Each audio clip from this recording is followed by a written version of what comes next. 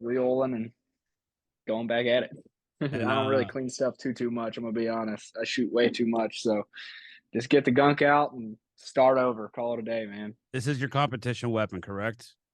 Yes, this is my DVC Steel Nubs edition. I actually got to help put this together in the actual shop at STI before they rebranded into Staccato. This gun's had close to probably 80,000 rounds through it now, I think, Woo. and yeah, she keeps on keeping, man. Run her wet, she's happy. So, So for anybody that obviously can't see this podcast, because this gets posted on Spotify and Apple iTunes and stuff like that. So, for anybody that can't see right now, my guest, Hunter Cayll, was born with no hands and he was born with a cleft foot, correct? yes, sir. And So on top of that, both you were feet. born 2 months premature. Yes, sir. So, I was born 2 months premature. I was born with club foot, cleft foot, whatever it is. That ended up kind of like rearranging my feet, putting them back on more or less. And I've had 28 surgeries, give or take a few, and yeah, full send, man. That's all you can really do. 100%, I agree with you. For the guests that don't understand, cleft foot is a rare congenital, meaning your baby was born with it, anomaly in which the foot didn't develop properly during fetal development. This causes the affected foot to have missing toes, a V-shaped cleft, or other anatomical differences. Cleft foot is very rare, affecting fewer than 1 in 1 million babies. Yes, sir. One in a million. So this is why, I mean, this was so put fast together. I would have gotten to know you a little bit more. I would have tried to see if I could get you down to Miami. Clearly, I could sound. It sounds like you're a busy man, and it looks like you're a busy man Oh because yeah, all you're here over the cleaning a place, man. yeah, you're here cleaning a weapon. I mean, which is something I would be doing. I would be cleaning a weapon, normally whenever I want. So I get the feeling right now, and trust me, I'm all good with it. I actually love this that you're doing this because it goes to show who you are, who what you do, what you're doing, and this is big because I have friends. So I have a guy that I know as Nubs. Um, Mhm. his name is Tyler. Everybody does. Yeah, his name is Tyler Southern. Okay. He's America's first living triple amputee from the Afghanistan war. He's a fellow Marine like me. He lost both his legs. His right arm has about two and a half, I think. Yeah, three and a half, maybe fingers left on his left hand. And Gotcha. this dude was born righty, has now he jokingly it all happened at a golf tournament. He was like, "Hey, does anybody have a left-handed golf club?" And I was like, "Hey, aren't you righty?" And he was like, he looks at me with his one hand. He's like, "Are you serious, Ozzy? Like, hello, Yeah, this is all I got." right. So, but Tyler like just blows my mind, and everybody that meets him, he just tackles everything dead on. You see, but Tyler wasn't born with what he Yeah, has now. that's a Tyler whole different beast. I have he says it. much Tyler respect was for those modified. guys. Tyler says he was modified afterwards. Absolutely. But you see, then we look at you and we have much respect for you, brother, because um I have so many questions that I have here. Let me just go ahead and start to these questions because I was typing Yeah, them man. today and I was like, this is just I have stuff that I want to ask him. So uh how was it growing up, dude? When you were growing up as a child, clearly this is not something that um gets seen normally and stuff like that. So clearly, I'm sure you were teased and stuff like that. That the whole, Honestly, I really wasn't, you know, as much as people might think. I was pretty popular in school growing up. I did all the sports that I could do. I did all the stuff that you could really do for extracurricular activity style stuff. So, tons of hobbies. Big in the hunting crowd, big in the sport crowd, big in just the gaming crowd. So I really didn't have too many difficulties as far as that goes. Um, Parents were extremely supportive, and a lot of my friends and stuff were as well. And doing stuff at a relatively high level, more or less just kind of made people make fun of the people doing worse than me at things, to be honest. interesting. So, So this is a mindset yeah, you've had since you were at what age, dude? Then do you think that you developed this mindset where you were just like, okay, I mean, I'm not gonna let this hold me back. This is who I am, and let's go. I could be just like you. Yeah, man. I mean, just kind of being born with it. It's just kind of like if, say, I was born onto a planet with like everybody had no hands. You know what I mean? You just kind of grow up and figure it out and do whatever you got to do to get the job done. So, always kind of had that mentality. I've always been a super competitive person. Done competitive gaming, all the sports, horse riding, airsoft, paintball, ATV riding, downhill mountain biking. I mean, you name it, I've pretty much done it. So, yeah, I've always kind of had that mindset. Always been an adrenaline junkie. Always wanted that new fix of doing something I hadn't done before, and giving it 110%. So, Which is normal. I mean, you have normal feelings that a normal person has because you're a normal person. I just I oh want yeah, that to be right. absolutely. Like so, and please, I hope you're used to mindsets like Oh yeah, yeah. Trust me, military I'm all guys good. that we just say what all we good. say, So, and you All seem like good, that brother. guy. I Oh want people yeah. to understand this is like I said, so put fast together that once someone says yes to me, I'm not going to turn it down. I'm not going to say no. And I think I messaged you. I think it was Thursday or something. I was like, brother, I Yeah, just man. came It was across quick. your Instagram and oh my god, I want to do an interview. And you were like, all right, cool, Monday. And I was like, oh shit, I like this guy. This guy's like straight at it. I was like, right at it, man. because I mean, you got to My understand the last. schedule's crazy. Yeah, listen, the last interview I just did was an amazing human being. I love her, Laurel Stuckey. She's an MTV celebrity, Oh, and very cool. she came on to talk about, I mean, really traumatic, getting raped and losing her virginity in college. But we worked on this interview for 3 years. We became friends on social media. And for 3 years, it was like, yeah, I'll go down to Miami. And then she would like not come down to Miami and not call me. And it was like back and forth. So I'm not used to, oh, and other guests have been like that, like, hey, I'm busy, this and oh that. yeah. We're like, hey, Monday. I was like, okay, let's do this, dude. So, yeah, man. My schedule's pretty wild, and with all the wild stuff going on and getting new things left and right, I just full send it, man. and talk Ain't to no us. I time to mean, waste. why is it so busy? I mean, so I love it because I feel like just seeing your videos, the way you speak, the way you message me back and stuff, it's so military-ish that I love it. First and foremost, I was gonna ask, do you have military in your family? Is this Nope. nope? Negative. This Nope. is just your personality, who you are. So Just me, man. awesome. All right. I mean, well, dude, you were just made for it. I'm telling you right now. So I ask you, give me a bio of yourself, and you're like Hunter, 28, Wham bam. competitive shooter. And I was like, okay, yeah, I Short and mean, sweet, man. that's just short and sweet. Hunter, 28, competitive shooter. I was like, I'll add on to it, is what I said. I was like, I'll figure it out. But so talk to us. I mean, you're a competitive shooter. I'm guessing Mhm. you're also some sort of a gunsmith. You Yep. I do a little bit of everything. So I've kind of got multiple jobs at the moment.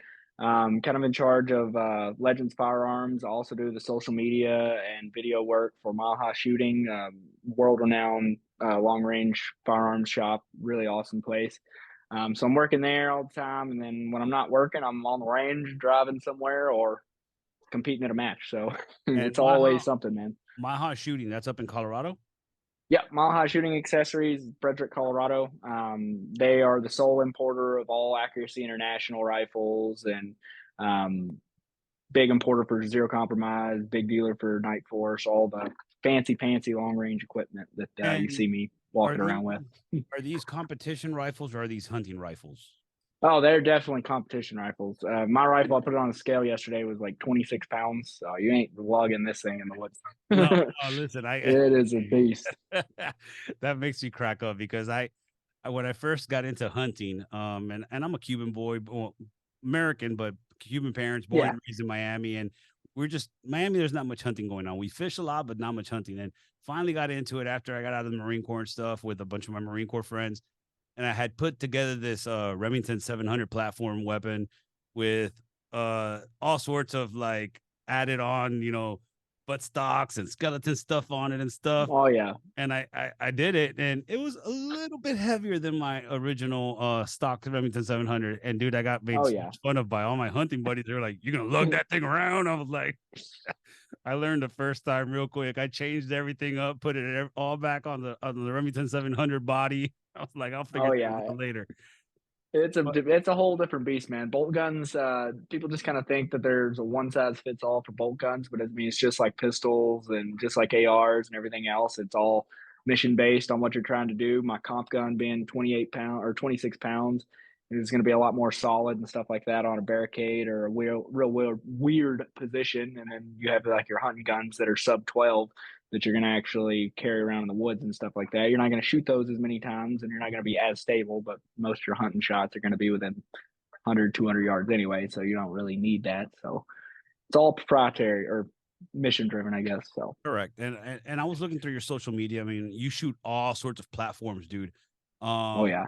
you, I love the fact that you get into that AR platform because that goes to show how you don't let anything get in your way.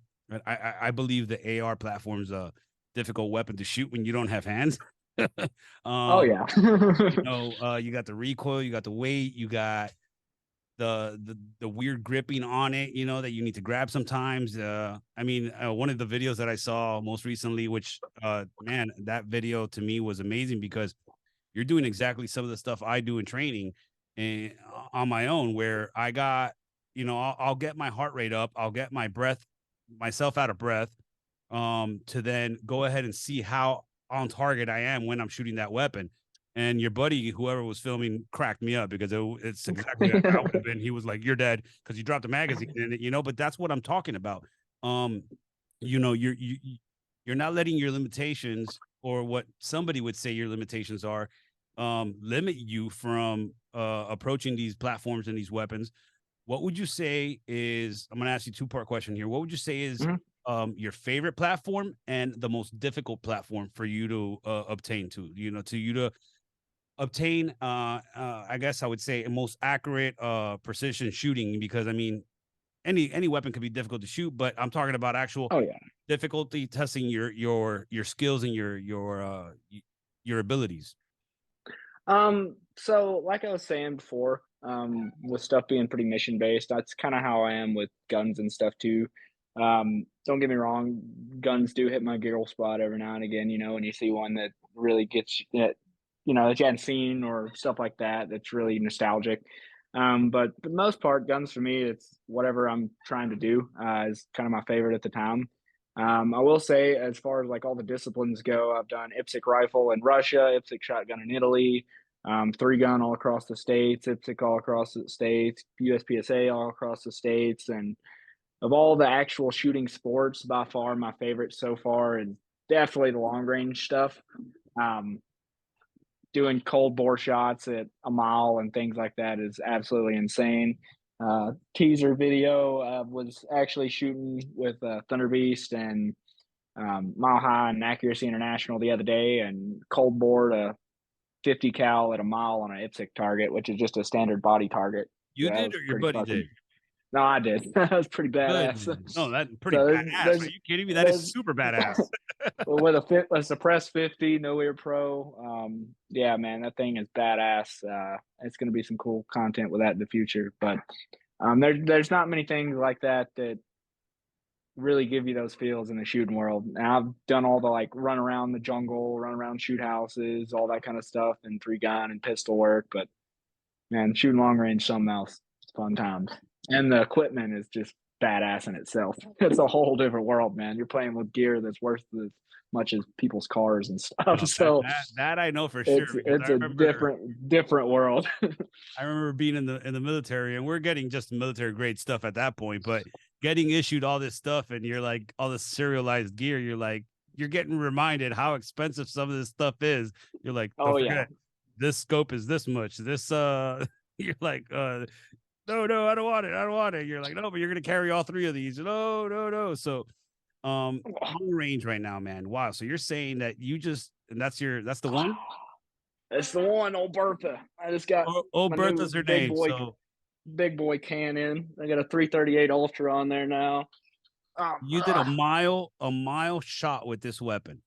No, so this is my 6.5 Creedmoor. I've Oh, that's actually your taken 6.5 this. Creedmoor. Okay, okay, okay. I've I've taken this out in match conditions to 2350 and hit 5 out of 8 shots on a 40 by 70 inch plate.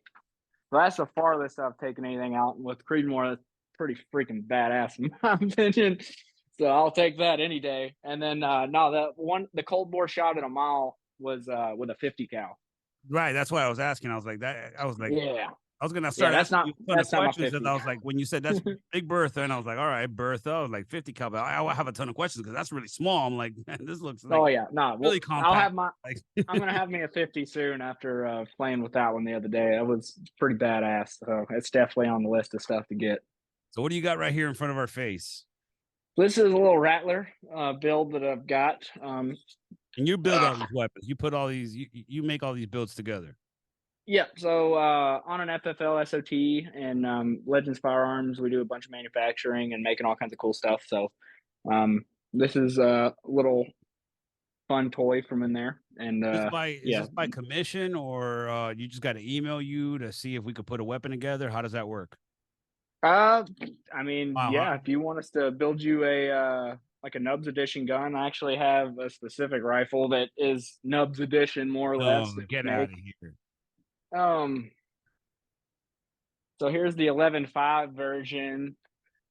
It's not as original as the other one, but what we use is we build them pretty much all off of whatever upper and lower receiver set you want. That's not really important to me. But what is important, we all use proof research barrels, rifle speed gas blocks, normal guts. We don't do the lightweight carriers or anything like that. Yeah, as long as we got a good trigger, good barrel, good gas block, that's pretty much our go-to. We use AR Gold triggers for everything. We slap law folders on there if you like it. Don't necessarily need it. It Yeah, is a little bit heavy, all that good stuff, but the backpack guns are really sweet.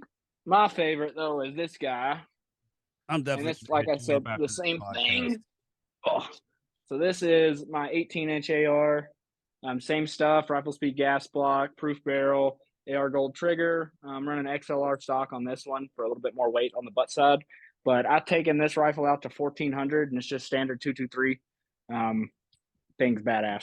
You This is my say it so go-to rifle. casually. I've taken this rifle out for like 1400. I'm like, Yep. like what? This thing this thing is one of my all-time favorite rifles for sure. Just the fact that it's standard 223 build and it's got my tightest group I've ever shot, which was a .118-inch group at 100, 5 shots. That And actually beat out my bolt gun group, which is pretty badass for a bolt gun or gas gun. So, I like this because you um, see this platform here, and this platform's more. You could lay it down in the prone. You could use it up on a table and stuff like that. This yep, necessarily isn't one of these stand up tripods that you use on a more yep, traditional like competition weapon, correct? yeah. So this is my gas gun DMR kind of rifle setup. When I shot the 1400, I had a 5 to 25 on top, so much bigger optic, obviously. But for a lot of the stuff we're doing around here, and I'm actually starting my own gas gun matchup here as well. We have an LPVO division, which is maximum 10x. So I slapped this on there, kind of compete in that and true up stages and whatnot. So, but it still shoots great. I still take this rifle out to 1,000 with this optic. So that's really nice. I have a Horus H59 reticle on Mark 8, military law enforcement only optic. Too bad you can't still get these. These are freaking awesome for what they are. Uh, but yeah, this is probably my favorite rifle if I had to guess or say. Um, my bolt gun though is right there behind it. Now let me It's ask you. right there. This is a question that I'm sure anybody like me that's not in the competition world and stuff like that. Because like I said, this was I got shown your Instagram and was like, dude, you got to interview this guy. Check this guy out. And I was like, oh my goodness. So I'm not a fan of the competition world or anything like that. You know, I'm now learning and new to it. So, but I do know that there is like a Special Olympics team and stuff like that. You were competing against ready, normal body abled normal people, correct? Yep, yep. I got asked to do some Special Olympic stuff, but it's not really my cup of tea, to be honest. Not the same style of shooting. Olympic stuff's really, really boring-ish to me. I'm not gonna lie. It'd really be really cool, but personally, it's just not my gig. Compete against normal people. When I first started competing, that's kind of where I I mean, hold on. We shined. call them handsies, Yeah, yeah, right. not normal people. Now that I don't usually do that, but I did that in the video. It Oh, worked out dude, pretty you're good. good with me, man. Hey, I'm a handsy all day. It's all right. Yeah, right. But no, my first match I ever shot was a shotgun match, and outside of like being local club matches and stuff like that, my first big match was a major shotgun event, and What it age was was squatted up with. I think I was like 20, something like that, 19, about eight, 20. 8, 9 years Um, ago? yeah, yeah, and was shooting with Jerry Michalik and Lena and a bunch of the other really top end shooters were on our squad, and I ended up beating Jerry on like two or three stages, and he was like, "What the fuck? Who are you?" And pretty much it took off after that. And then kind of had a stalemate there for a little while. I got kind of burnt out on shooting. I was competing every weekend, anywhere from a 6 hour drive to a 27-hour drive. I was shooting 1,000 rounds a day, Tuesday, Wednesday, Thursday for each platform. So 1,000 rifle, 1,000 pistol, and about 250 shotgun, 3 days a week. And then driving Monday and Friday, shooting Saturday, Sunday. Did that every week for like 3 years. And just kind of got burnt out, to be honest, and started doing some gaming stuff and got out of shooting completely.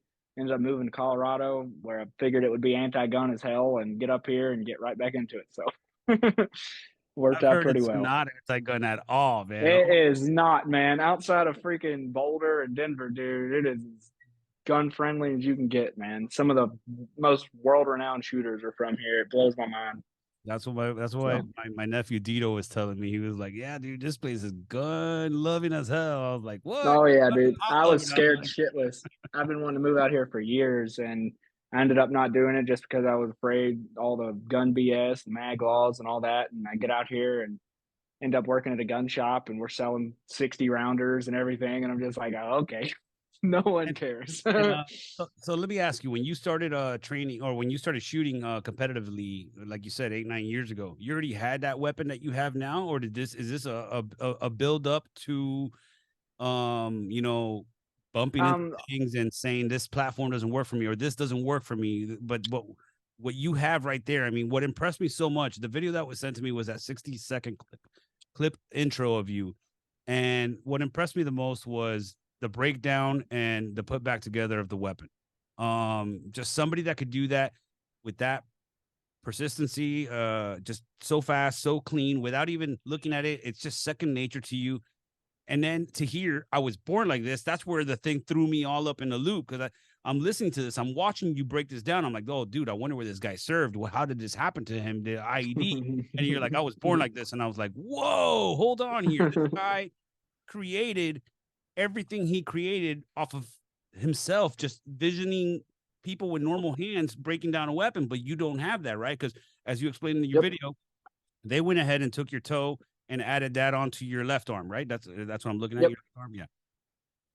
yep. So, nah, man, it's really just kind of second nature, to be honest, and it's kind of wild how I got into shooting. I always kind of been like into hunting and things like that when I was younger and all that good stuff, but kind of got out of the hunting world, learned how to shoot at a really young age because of that, obviously, and that really helped. But really, where my passion for shooting kind of came from was gaming. I did a lot of like competitive Call of Duty and stuff back in the day, COD 4, Modern Oh, Warfare 2. Did a lot of game battle stuff and really was a fan of that. And one day I was just kind of like, I'm going to go get some rail guns. Fuck it. And started collecting all the Call of Duty stuff, like all the AKs, RPDs, MP5s, and all that good stuff, and was just trading up for random things and whatnot. And ended up taking a tactical class. You can find that video on the internet. You'll see me in a little plate carrier and a little Walther P22 shooting it without any kind of mount, and I'm over here bobbling it and everything. It's super sketchy, man. Super I sketchy. want to see this But now. I was running that and a Scar 16 and all this and that crap. And after that happened, that's kind of where it all started to blow up too. And um, got reached out by Instructor Zero and some other big people and wanted me to do some more stuff. And I kind of got out of the tactical realm real quick because of that. I was like, I don't really fit in here. I found out that there was a competitive side of shooting, and I was all in for that, man. So like I said, I've always been super competitive with game battles or sports or anything like that. So it's always a drive to be better and always innovating, man. If you ever get to a point in your shooting career where you think you know it all or you've found everything out, you're definitely losing to the dude that's trying new things. So Well, brother, always got to keep innovating. that's just a lesson for life right there. I mean, if you That's right, ever man. think you know it all in life, there's somebody else that's about to just school you coming up. Like it Yep. happens all the time. So I've learned to be very humble when I meet people. I tend to sometimes be quiet so I could let people tell me about them, their story. So then maybe I could realize, all right, cool. This is just, another one, Yeah. something like that. Yeah. Absolutely. Yeah, so let's And go yeah, back in time a little bit here because yeah. in that 60-second clip, and right now you've mentioned it, you've always been very competitive playing sports and stuff like that. How was it growing up when you were younger, wanting to play sports? And the reason, and please, dude, if some of these questions are out of line or Mhm. whatever, let me know. Nah, But you're good, the man. reason I ask is because I hope that maybe there's family members that are dealing with a youngin right Mhm. now that was born just like you, and they could show them this video and be like, dude, you have nothing to worry about. And that's what I want out of this, right? So at what age did you honestly become competitive and say, hey, mom, dad, I want to play this sport? And what sport was it? Yeah, I mean, honestly, I've played every sport. It started with like T-ball being like 5 or 6 years old. Then played roller hockey. I played football. I was pitcher in baseball for a little bit. Did shortstop. Um, yeah, I pretty much played everything that you could do that didn't require or that required hands. I didn't really play soccer very much. Played golf, played tennis. I really Um, didn't play you soccer. name it, man. Yeah. That is so I crazy. hated to run. Cardio sucked. But, yeah, man, it started pretty early and then just never left. And I think that definitely kind of equates to where I'm at now, obviously. Getting too stale with things, you're not gonna really take that leap, and, it was pretty wild too. I went and taught, like, a little gun camp for, this, um little charity thing called Nubbability. And basically, what they do is they have camps, and it's just a bunch of limb different kids and stuff like that that comes and plays sports and fishes and things of that nature. And a bunch of them are Olympic athletes, and a bunch of them play sports at a really high level. They get picked up by colleges and stuff like that left and right. And pretty wild to see, just from my perspective, me being somebody like myself that just does everything normal and um, doesn't think anything of it. I go and look at somebody like me doing some of the stuff that I didn't think they would be able to do, and it's kind of the same route. And I was like, "Holy shit, people really do anything they want to do." So So it's this kind of the same route, and you actually have that yeah, that man, mentality. yeah. You actually see it like that as well too. Oh, absolutely, man. When I see somebody doing stuff, I'm like, "Whoa, fuck yeah, that's badass." Because I mean, as bad as I have it, like I don't really have it as bad as most people or a lot of people. So, no reason to sulk up and whine about it. Just nut up, shut up, Somebody needs to full quote send it, man. somebody needs to quote all of that right there. As bad as I Yeah. have it, somebody has the words "nut up" or "shut up." Yes, I love it. That's right, man. Put that shit on a shirt. Exactly. Oh man, dude. So But let me ask you something. Did you grow up with siblings?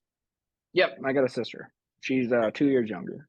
So she's 2 years younger. So you're the older one. So the reason I ask is because I just it just like I know people are born with this stuff, man. I know people are born with the way they are, their personality. I do feel that. I do feel some of it is learned and taught, but you would meet, at least me, and everything I've learned in college recently, studying psychology and stuff like that, adolescent psychology. You meet individuals like you, and usually it's because they have older brothers and sisters that have beat them in the ground, right? And like, um, made them this tough, but apparently that's not the case. You're the older Nah, sibling I've here. been really supported. So Almost you too supported. so this is all a personal drive for you that you just have never wanted to give up. And Oh yeah. I mean, to me, this is incredible because this has to be something that, like I said, you're born with, or something that as a young age you just strive to gain. Because when I was doing the research in you, you mentioned in multiple videos that you were born with your feet backwards. They had to detach them and reattach them. And Yeah. a few minutes ago, if anybody was paying attention to the podcast, I mentioned that I love the fact that you train just like me, getting your heart rate up. And in one of the videos, you're literally doing almost like side straddle hops. Listen to me, jumping jacks. You're almost doing like jumping jacks. You're doing calisthenics in one of the videos, and you're jumping up and down. You're getting your heart rate up. You're running in place, and I literally just mentioned that you were born with your feet, backwards. You had to get them detached and reattached. So how? I mean, brother, how? How the fuck does this happen? Now, how do you do this? And can you share this? Because, like I said, there has to be so many kids right now in your position that, for instance, don't have. Sorry, let me rewind this. There has to be a bunch of kids in your position, like how you grew up, that have the advantage of YouTube to possibly watch this video that we're doing, right? Or this interview that you never had. But yet you developed this mindset, you developed this way of carrying yourself and pushing through. And I honestly have to ask, how did you come up with this? How did you do this? What pushes you every day? Honestly, man, like I said, coming out of that camp, really kind of shed some light on it. Like, I mean, we have a lot of people that take stuff for granted, obviously, and are just lazy and just whiny people. But a lot of people that kind of are in my position and things like that, from what I've noticed, they tend to have different mindsets. I mean, sure, we all have our demons and stuff like that, obviously, but um, typically we really just got to do what we got to do. That's kind of how all of us have really looked at things. Not really speaking for everybody, for just my experiences, some of the people I've talked to, and things like that. Um, there's really no reason to limit yourself on what you can do by what you look like or what kind of disadvantages you have. There's always will, there's way. So, um, yeah, no, we just full send, man. About it. Full send it. Full send it. Do you have a shirt that says Spite. full send it? No, no, I got some no excuses stuff and things like that back in the day. I need to get a bunch of new stuff made up. But yeah, man, spite's probably a driving factor there too. Anytime somebody tells you you can't do something, it's gonna definitely make you want to do it more. So And you've been appreciate all those out there. that's what I was gonna say. So like I said, so one of the questions I had asked was, did you grow up getting made fun of, getting ragged on and stuff? Hmm. But apparently not, but you Nope. you definitely were, I guess, told that you can't do this. Yeah. Hey, you can't be a part of this. So that's Oh where the yeah. question had asked, I guess.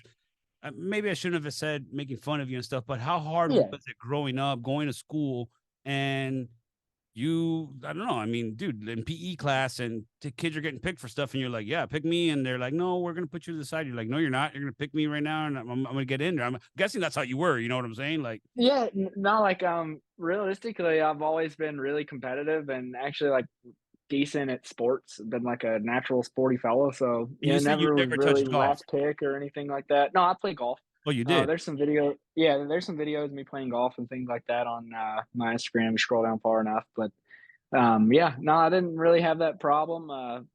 Got first pick and kickball, dodgeball, all that good stuff, and yeah, it's a lot more normal than most people would probably imagine. Now, let me ask you this one. Definitely got out lucky. When it comes to golf, let me ask you this one, dude, because I have gotten my ass kicked by my buddy Brandon Canisi. I don't know if you know who he is. He goes by Nubs as well, but Gotcha. Whole High is his Instagram or something like that. Whole High something.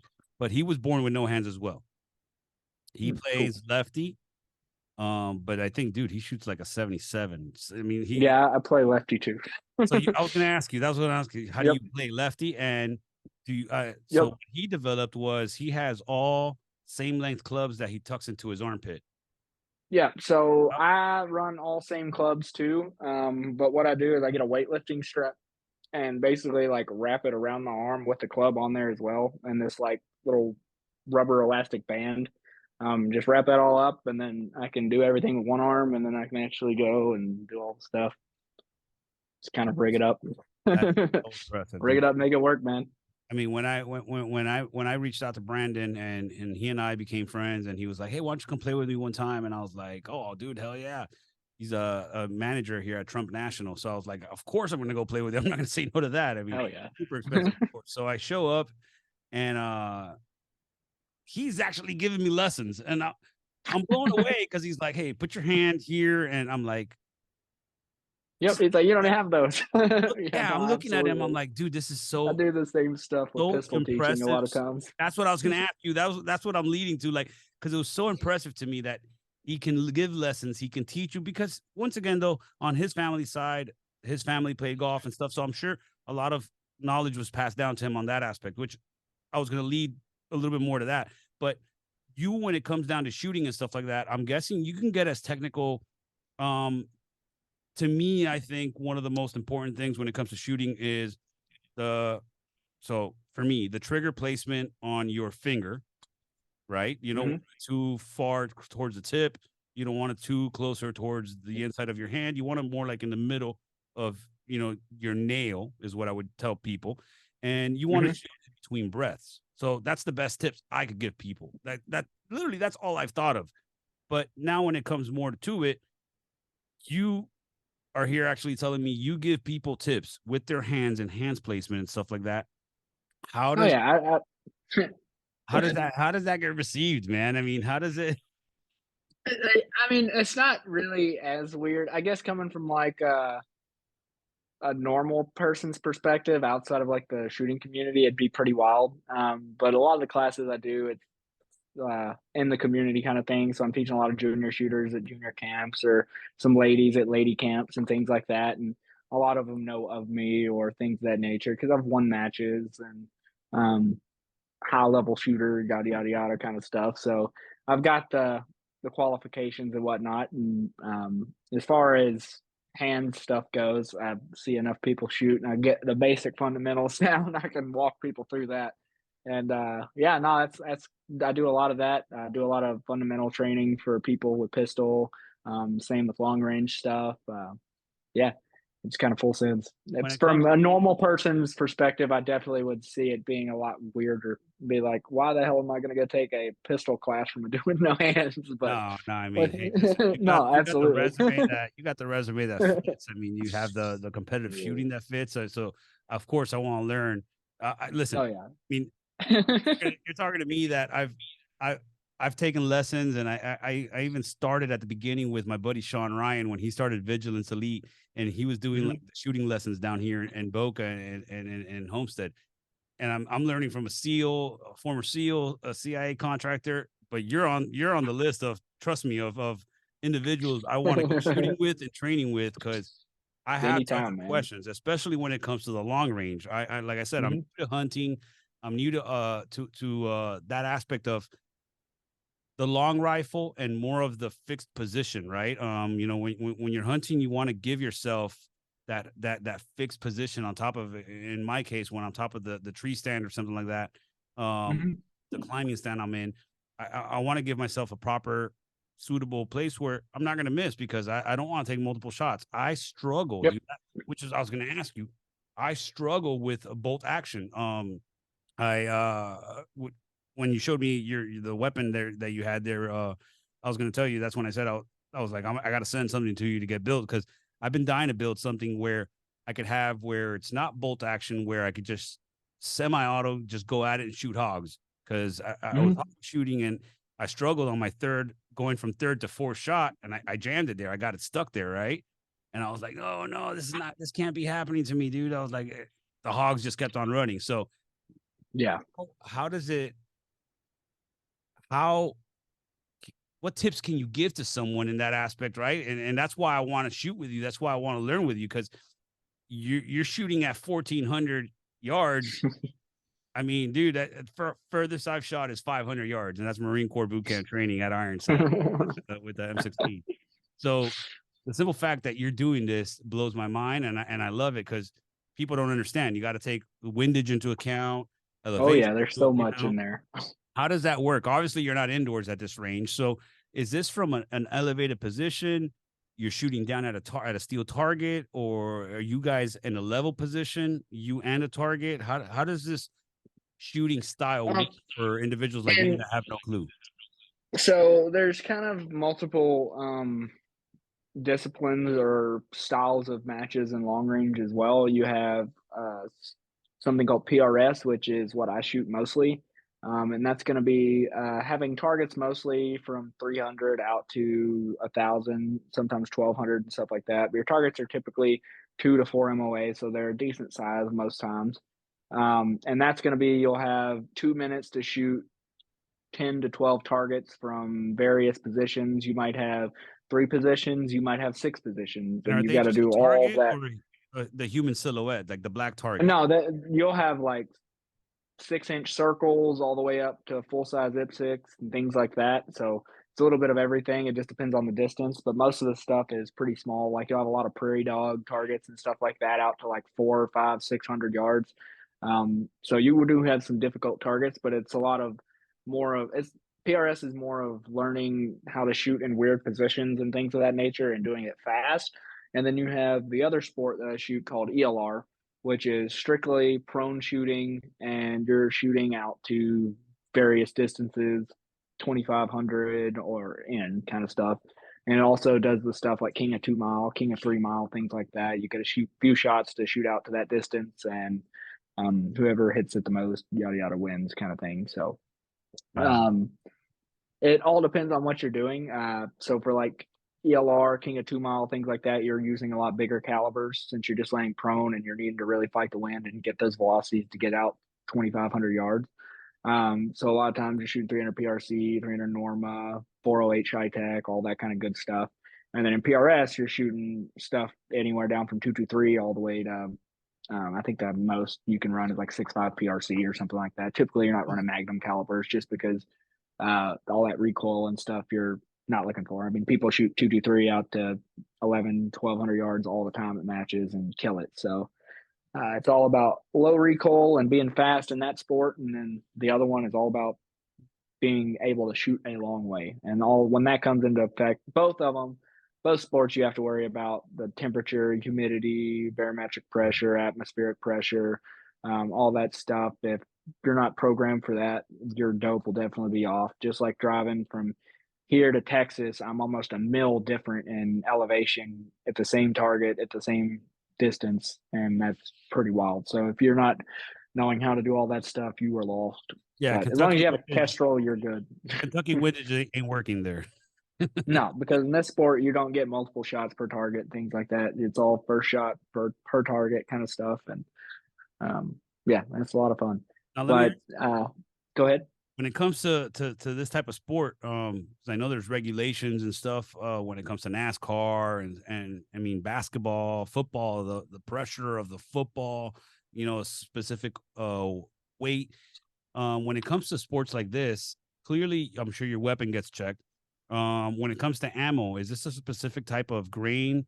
Because no, the reason I ask is because So I have a buddy of mine that was like, "Hey, dude, when it comes to shooting, if you got your scope zeroed in at 150 grain, that's what you're shooting from now on. You're not shooting anything else over 150 grain because if you do, it's gonna throw it off." And I'm like, "Dude, I'm not competing. I'm hunting." He's like, "Trust me, listen to me." And this is the type of like hunting I'm learning, right? So it's like I just want to make sure yeah, that this no, is so that does make a lot of effect on what you're shooting. Because like say you go from a 175 grain 308 bullet to a 150 7.62 round, the velocity difference is going to be so much in that you're going to be damn near 2, 3 inches high, whatever distance you zero, say at 100, and you zero at 175s, you shoot those 150s, you're going to be 2 to 3 inches higher than you would be shooting 175s. that's because the bullet's And not that dropping. For the people that don't yeah, know, that's just because the bullet's yeah, not dropping. it's just going a lot faster, so it's still on that incline rather than being where the other one would be. So that does make a big difference, but that's more of just it's not that you can't shoot it or shoot another weight or anything like that. I recommend literally re-zeroing with even different brands and like even when I shoot matches and stuff like that. So I'll have a lot of ammo, a case, and I'll a case will be 200 rounds, and I'll need 80 for a match. Well, if I get this lot that's lot number 123, and I buy another case of the same exact ammo, same weight, and it's lot Wow. 125, it could be off in the actual foot per second difference in the actual grain weight of the powder because the consistency of their powder drop and shit like that's always off. So I'll have stuff be an inch, 2 inches off a lot of times, just going between the lot numbers of the ammo, not even swapping caliber or weights or brands or anything like that. So um, checking or making sure you're consistent on ammo is really important. It's not going to be that important for hunting as far as that goes, like lot numbers, but I would recommend sticking with the same weight and the same ammo that you zero with, just so that you know what your gun's doing when you're hunting. You don't want to wound an animal, obviously. Um, But yes, a lot of that stuff for hunting is not as important because you're not necessarily shooting as far a lot of times and things of that nature. But it does have an effect for sure. Let me ask you another question, man. And I love this question because this podcast, honestly, we're not just not necessarily talking about your disability or what you were born, how you were Hmm. born. We're talking about all sorts of stuff because I think I'm a major fan of how well educated you are in your sport, and not just the sport, because there's a sport aspect, but there's the weapon aspect as well too, Hmm. which is huge because I I beat on my two boys on how important weapon safety and all this stuff is. All the weapon rules, the former Marine Corps weapon rules, and I mean everything. So it's the simple fact that you treat it and you respect it, this aspect. I mean, honestly, it's your way of life. Oh yeah. At this Um, point, man, I've been in the gun world too long. if you have somebody like me that's new coming into it, and I want to try to go ahead and try to do both with my hunting rifle, do you recommend that, or do you think that it's definitely worth for an individual to maybe go into an entry level competition rifle, leave their hunting rifle to be, just because of like maybe like you mentioned the weight aspect and stuff like that, but more importantly because you have competition dialed in for competition. So there's multiple things you can do. I'm always an advocate of there's not a such thing as a one gun fits all kind of thing, you know. I'm Okay. all about tool oriented stuff. Um, there's a few routes you can go. Personally, what I would do is if you are interested in getting the sports, and I always tell people, especially newer shooters and definitely experienced shooters, go shoot competition. Whether it's pistol competitions, whether it's long range competitions, whatever it may be. There is no part of going to shoot that's not going to have an effect on some real world application for you. So shooting the pistol matches, you're getting that stress level, you're getting the stress from your peers, you're getting stress from the timers, you're learning new things from other shooters, you're seeing new things about different gear, what's working for them, what's not working for them. You'll see people's guns go down, you'll know that that's not the route to go a lot of times and things like that. You'll see what You'll still holsters are have running. ammo malfunctions. You'll have all of that. Yep. You're training for real world situations, and yes, it's gaming, and you get a lot of the FUDs. It's like, oh, I'll get you killed in the streets and shit like that. But like, that's so dumb in my opinion because I know a lot of high end level shooters that are SF dudes and SWAT captains and things like that, and they're some of the best shooters in the sport. They absolutely kill it at competitions, but they're also using that as practice for their real job. Yeah, the thing So, is, it's all about in that when it comes to that. To me, I don't, I it makes me angry when I hear that when I see especially like the gun community bashing on each other. Oh, because you're just gonna get yourself killed. This yeah, yeah, and it I try to makes no harp on sense. people like you have no clue the muscle memory that individual Yeah, has on every inch of that weapon, how it feels if it's not feeling right. Like, dude, I would. I joke with guys. I'm sorry to cut you off. I joke with guys Oh, that you're good. and guys and girls that are always I call them gun whores. They're like, oh, look at my Oh, yeah. they're like my EDC today. And I'm like, that's not an Yep. EDC if you're saying EDC today. EDC is everyday carry. It's a weapon that you Yep. know in and out, and that's it. It's not a weapon that is a pair of shoes that you're wearing for today. No. So my P365 is what I love to carry. That's my EDC. And I know the ins and out. The other day, I knew that something was just off with my trigger, dude. And I took it apart, went into it, cleaned it up, and made sure that everything was tight. But that's the important of knowing that, and that's where I'm trying to Mhm. get at with this. That when it comes to just sport shooting and shooting in general, getting to know your weapon, being it's the repetitiveness, and that happens a lot in your sport. That's why I think the disrespect to me is mind blowing because half of these people that are bagging on you because of a sport you're doing are not putting that many bullets through their barrel. They're just not Oh, shooting yeah. their weapon the way they should. So they're not going to run No. into the malfunctions like you are. They're not going to run into anything. The shooting in a bad day, the shooting while I'm feeling sick. Because I mean, the flu game that happened to Jordan can happen while you're shooting. There's sometimes that you just don't want to get banged in the shoulder. You don't want to get, you don't want to feel Yep. anything, right? So it's like that's is so important, and I think that's critical that you bring that up. That um, I actually like that you bring that up. That you say competitive shooting you recommend to people Oh, more than absolutely. anything, and I love that. Yeah, because I mean, even like your newer shooters, especially like your females that don't necessarily have that confidence behind the gun and stuff like that, forcing them, not necessarily forcing them, but getting them to actually get in front of everyone and shoot a stage that's got 28 shots per stage that you have to go in and do with reloads and memorize all the footwork and all this stuff. And that really helps them a lot. And you see that within like the first few matches that they shoot between match 1 to match 5, they're a whole different person. And coming a lot after all those people that just like talk about the guns and stuff that they have or pictures and Instagram guys or YouTube guys and stuff, like genuinely I would bet my money on your lower tier comp shooters over them any day as far as like shooting skill goes. Like it's wild how much you actually see in skill level at shooting matches, just even at local matches and stuff. Your people that are placing dead last are still your top 1% of shooters in the world, which And is juniors, you're absolutely probably speaking phenomenal. about juniors Oh, too. yeah. Juniors, old people. I mean, you name it, man. Everyone's doing this sport, which is freaking awesome. But yeah, back to the hunting Yeah. rifle side of things I was getting at. Um, what I would recommend is personally, my dad's kind of going through the same struggle right now. He wants a comp gun to come and shoot matches with me, but he's a massive hunter. That's what he does way more. So you can go a few routes. There's actions from Terminus and a few other people that have quick swap barrel systems that just have two set screws. The action itself is really expensive. I mean, you're spending $1,800 on just the action alone, but you're getting a system that you can change calibers and you can change barrels in seconds.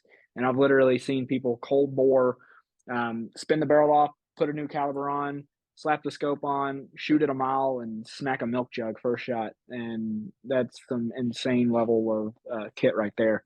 What I would do is one of two things. My dad, I'm going with two separate builds. We've got him a comp rifle, and then in the same chassis, we just run in a proof barrel that's carbon fiber. So it's going to be about the same as far as everything goes, except for the barrel itself. You'll have an M24 heavy steel barrel on the comp gun, and then you'll just have a proof 18-inch or 20-inch carbon barrel that's going to weigh almost nothing on the hunting rifle. And that really changes the game right there. And then you And can still take that rifle out as far as you want. that's what I was And going to ask you. So you're saying that changes the game. Now, when it comes to distance, you're still shooting the same distance. When it comes to velocity, the same velocity is coming out. The difference yep, is the weight on the barrel is just the helping weight of the with barrel. the recoil. Yep. And really, the only thing that's affecting you there is depending on what caliber you're shooting, you're going to get a little bit of a harmonic whip in the barrel just because it's carbon fiber and it's not as rigid and stuff like that. But it doesn't affect accuracy as much as you would think. It's more of when you're shooting multiple rounds is when you'll start seeing that effect. But it's a hunting rifle. It's not for that. And I know a lot of people, we have a sport called NRL Hunter where you have to have a rifle under 14 pounds or whatever it is, and everyone's running the carbon barrels and stuff like that, and it's all animal It's size sport shooting. targets. Do what? This is sport competitive shooting. What you're Yeah, saying? yeah, yeah, yeah, What yeah, is it yeah. called again? I'm So sorry. NRL Hunter. NRL. Okay. So that I really recommend that to hunting the hunting crowd because it's all unknown distance stuff. So you'll have 4 minutes to do a stage. You'll get maybe 5 to 10 shots off, whatever it may be, and you've got to go in. And the first part of the stage, the first part of the 4 minutes is you just finding all the targets with your binos, ranging everything, getting all that data put in, then building your position to actually engage the targets. The last 2 minutes of the stage, and you go in and you're shooting animal sized targets and yada yada yada from various positions, just like hunting, which is really great practice for it. And you'll really start to see where you are struggling in the field. And I mean, when hunting, people spend a lot of money to go on these hunts and things like that. Yep. And it just hunting in the backyard is one thing, but like if you're spending $100,000 to go kill a mountain sheep or a mountain goat, and you don't really know how to shoot, and you get a chance at a world class animal at 400 yards out, and you miss that shot because you haven't been practicing or you have a That's just lower depressing. quality rifle. That's terrible, man. So Always advocate to go and do stuff like that just because you will definitely see where you struggle. My dad's a massive hunter. He loves it. He's been hunting for years, and just getting him on a few of my barricades and weird positions where I shoot steel and stuff like that. He's like, "Holy fuck, this is hard." And I'm like, "Yeah, it's not I as easy ask as you it this, looks man, on the because videos, man." I wanna get on that. I wanna sharpen my skills when it comes to that more. I'm glad I learned about this type of competition, NRL hunting, you called it, right? Yeah, NRL hunter, but I would also recommend just doing PRS as well, man. Either or, are fantastic. We have a lot of people come out to our local PRS matches with bone stock Tiga rifles and their hunting scopes, and they just send it. They struggle, but they send it, man.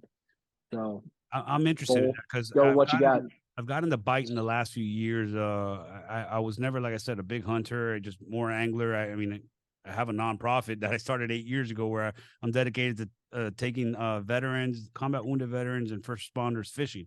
But in the Mhm. most recent years, because of that, I've taken a few guys fishing that they're like, "Hey, I want to return the favor, take you hunting." I get what you're saying, and that's why I ask. I want to sharpen my skills, but it's not the same as maybe I would guess this NRL hunter is, where I'm in different positions with Oh te yeah, it's testing night and myself, day. targets that you said, animal sized targets and stuff, where I'm guessing the target is actually where the heart would be and stuff. Is that how it goes? Some targets will have like cutouts and stuff like that, and the actual target itself is the organs and things. And then if you just hit the animal, that's a miss and stuff like that. So that's pretty cool. But typically, it's just a hit on the steel. Okay. Um, but yeah, it will change the game completely as far as what you thought you knew versus what you will learn. And like I said, going out, my favorite part of the long range matches and stuff is I've always been around the cool toys and cool guns and stuff like that. And like I said, nothing really got me too excited anymore. But my first PRS match I went to, I'm And just PRS, looking at sorry, all for those that don't know, precision PRS. rifle shooting. Okay.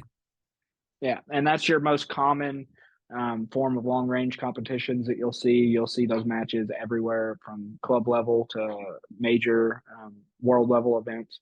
Um, and it's a fantastic sport. Definitely That was recommend your it. first entry into it.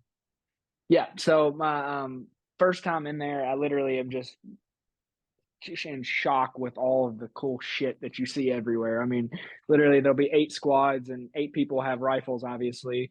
8 people's got tripod setups, and everybody's tripod setups are ranging from 2 grand from everything that's on it with binos and kestrel stuff all the way to 30,000 from a set of binos, kestrel hanging off and all this stuff. And then the rifles, you're just like, that's 20 grand, that's 15 grand, that's 10 grand, that's 20 grand. And you're just like, holy shit. Sounds like me going to my first fishing tournament, dude. I'm here rolling up Yeah, and I'm like, oh, I it know how was much all those reels and rods are. wild. I'm like, Yeah, it's a whole different ball game for PRS, man. But like I said, with the hunting side of NRL hunter, is kind of the same. You're going to learn a lot, and the cool part about that is if you are a big hunter, you're going to be learning about all the cool gear for hunting because that's what NRL hunter is designed for, is and for you you could to run use your your kit hunting while hunting. weapon.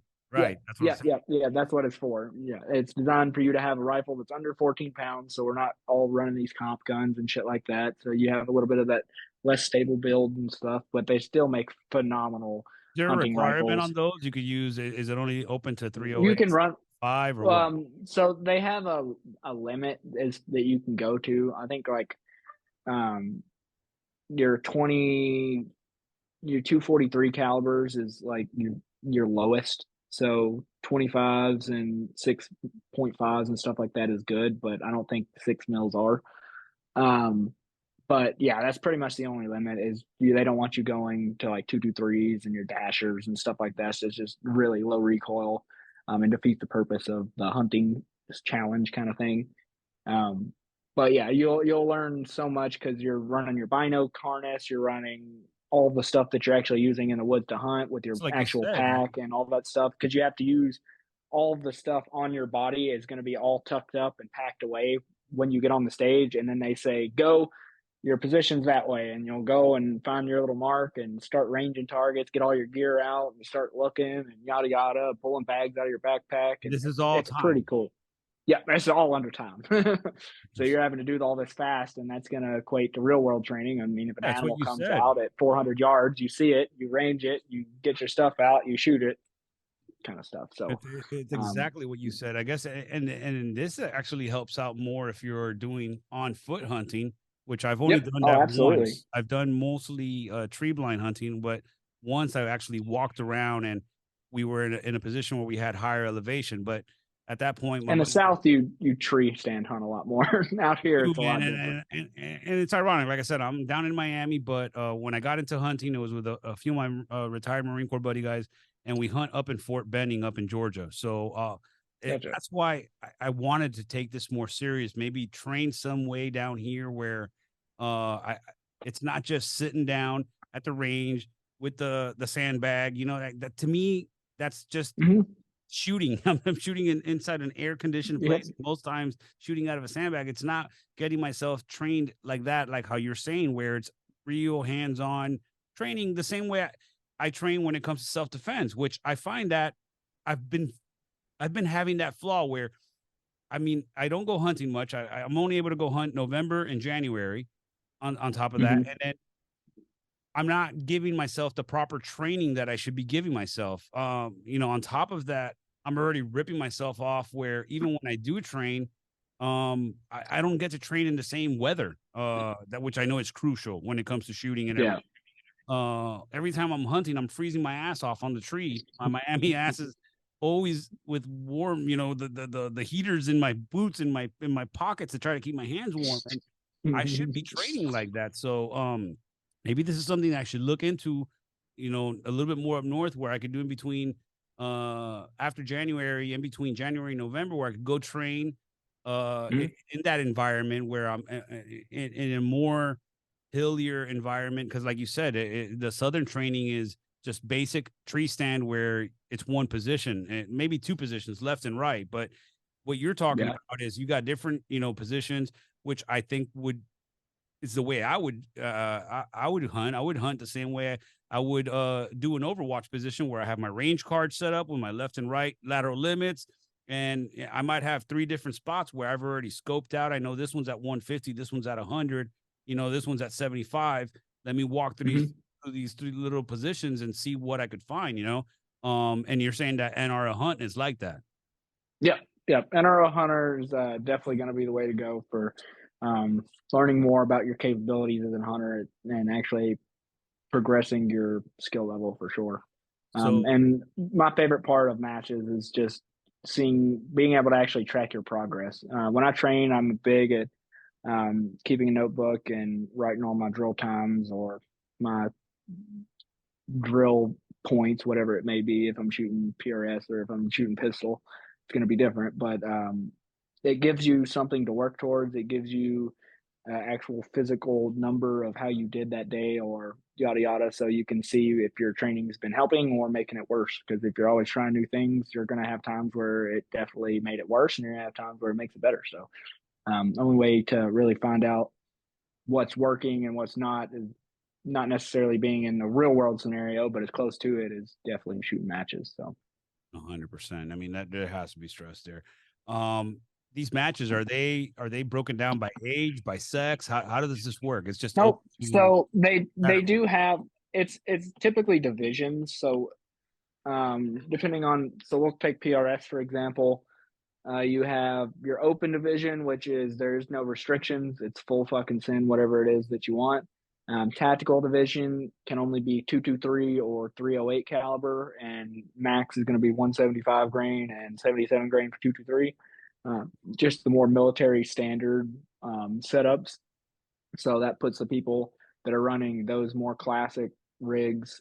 It doesn't put them in a disadvantage competing against the people running the new Wildcat calibers and things like that. Then you have gas gun division, which is strictly gas guns, and then production I think is the other one.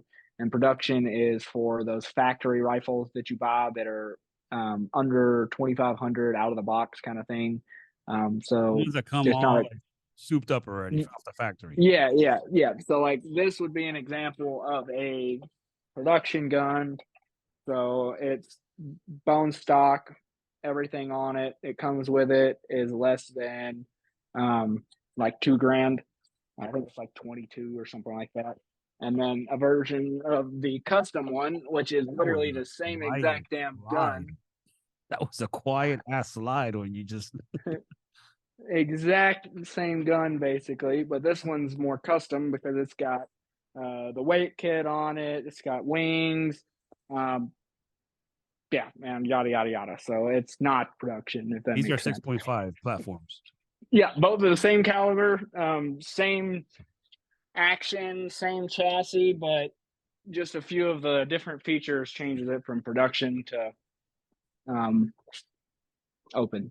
That And I think tan it's one, more price based than anything. so So that tan one's considered production, you were saying, and then the other one is more open, it's open open to division. customization to however Yeah, you want. and it's literally more for the fact that one costed more than the other.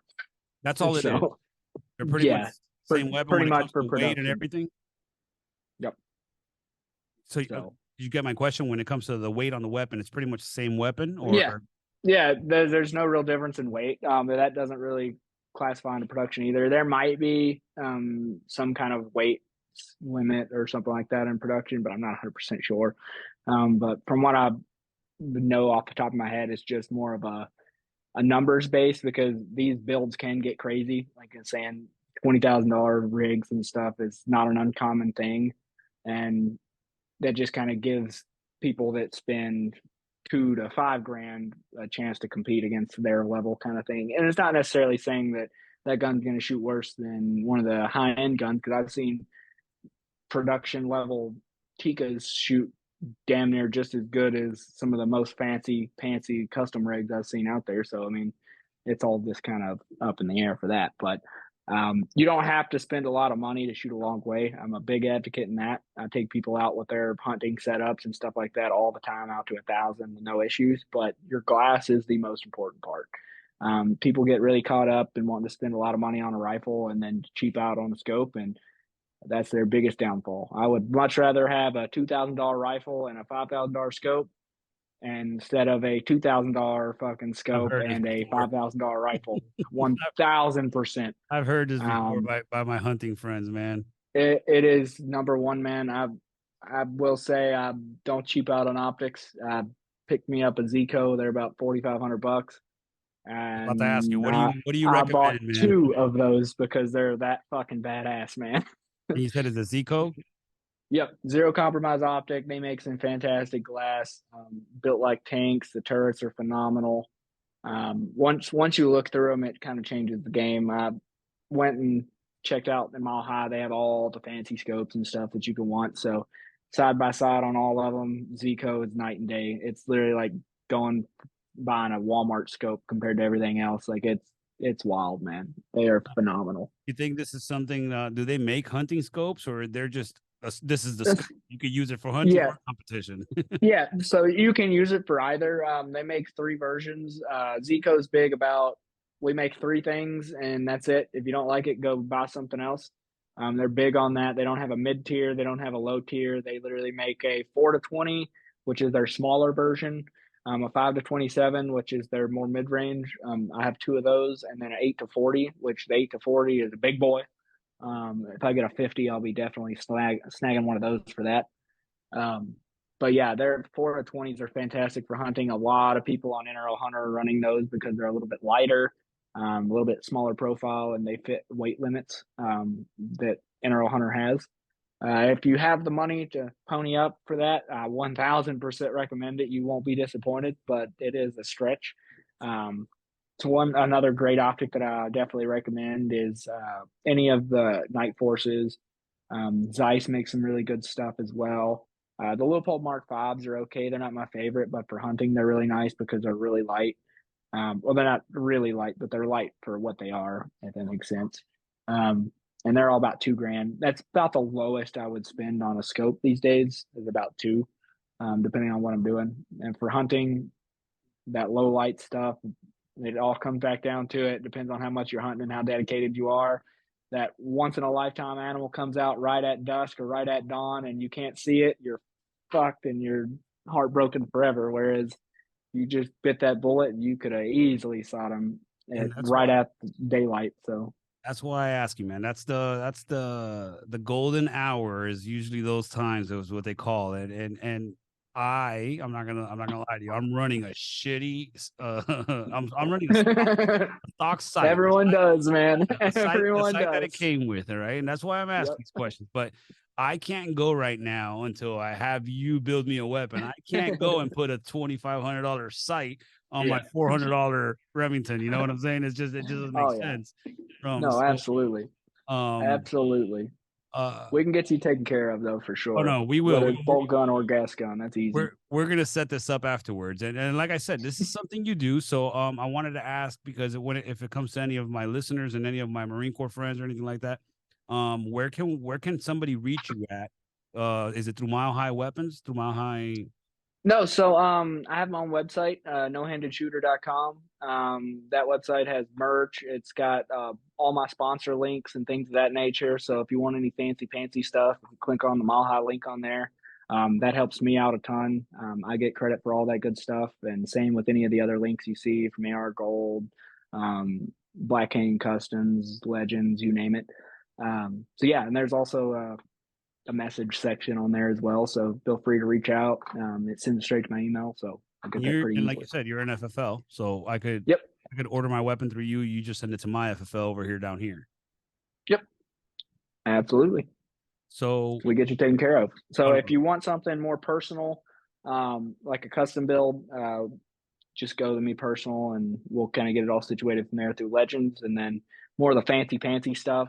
Literally, just clicking on Mile High's link will get you covered because they got all the cool stuff. and So when it comes to the lessons as well, they could reach out through you through there. yep, just shoot me a message and we'll go from there, man. Awesome, brother. Dude, I want to thank you so much, Hunter, for giving me the time. And honestly, just even running through this. We had a little difficulty at the beginning with time Oh yeah, sorry about communication, but that. it's all good, man. It's your fault, bro. I am gonna call you out on that. Yeah, I've got like four other podcasts scheduled It's this all week. good, It's brother, all man. over the I place. usually just leave it always to the guest. Like my nephew was like, "Hey, where you at? Can you?" Because I need to bring him to my studio tomorrow, and he's like, "Hey, where you at? Can you take me to work tomorrow? To your job tomorrow?" And I'm like, "I'm actually here right now." He's like, "Late night," and I'm like, "Hey, I record when my guests want to."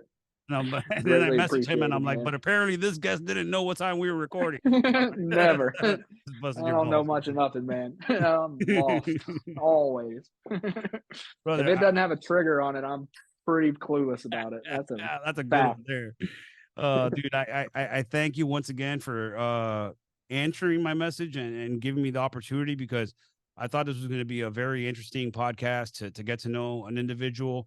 Like I said, most of the people I know in this realm, that brother that look like you, it's because they got dealt that hand because of Yeah. whoever. Um, Yeah. you on the other hand were born this way, and I've always said that my fellow veterans are tough as hell, and that's why they can, you know, survive and thrive the way they do with their certain wounds or stuff like that. But when I meet someone like you that was born this way and survives, thrives, and fucking sends it like you do, it is just I think you're a ball of inspiration, and I think anybody needs to listen to this because everybody that's been asking me, "Hey, who you're interviewing next?" and I send them your picture or I send them your Instagram, they're like, "Get the fuck out of here." I'm like, I can't, dude. I'm like, I can't make this up. I'm like, this guy's a total badass, you know. And it's like, I just wish they'd make a John Wick 5 and have you in it. To be honest, Yeah, right. that would That'd be just pretty cool, man. put the cherry on top. So if anybody's listening, let's make this happen. But brother, I thank you, like I said, for taking your time because we're 2 hours apart, but and sitting Yeah, down man. with a total stranger and just talking about this stuff, man. It's greatly appreciated, brother. I appreciate you having me on here, and I hope we get some range time here in the future for sure. Oh, for sure. I'm gonna set this up. Like I said, I do go up there. I have a family that lives up there, and I have been planning to go up there soon. He wants to take me. My nephew wants to take me hunting soon, so I got to figure that out. But regardless, I'm gonna reach out to you next time I'm up there, or if you're down here, down in South Florida, let me know, and I'll meet you up, Absolutely. meet up with you at the range, or even take you fishing. Would love to take you Hell yeah. same way that I took Tyler. I mean, like I said, my buddy Tyler Nubbs, the day we took him fishing, dude, he beat everybody. He caught 15 fish on his own, and he would just shove it into his right armpit and reel with the 2.5, 3 fingers he has in his left hand. It was just 15 Fuck fish yeah. the whole time. And that to me is just I love being around that, and I love bringing that. So thank you, like I said, brother, for this interview, and I look forward to getting to know each other more, and maybe even doing this a little bit more down the road, doing a podcast where we could actually be in the range with the cameras there and shoot and move and talk and have more of an actual visual of what you're capable of. Yeah, man. No, for sure. That sounds awesome. So Definitely interested. thank you, dude. I really, really appreciate it. For those of you that are new to the podcast, please give me a subscribe and a follow. Make sure you like I said, subscribe, follow Spotify, Apple Podcast. I'm now newly doing this on YouTube, so you're on this first season where I'm doing this on YouTube. But traditionally, this was just a legit podcast where it was just audio, but I think Very cool. people miss out on getting to see guests like you and the ability, like I said, this whole entire time for the people that weren't visually seeing this individual's been cleaning weapons the whole time, and to see it being done to me, like I said, it's just awesome because man, some of these weapons used to kick my ass, me taking them apart with all my 10 fingers, my handsies, like he says. And here he is doing them all, just boom, boom, boom, boom, boom. It's so impressive, man. So I thank you once again, Hunter. Yes, sir. Thank you. I appreciate you having me on, brother. All right.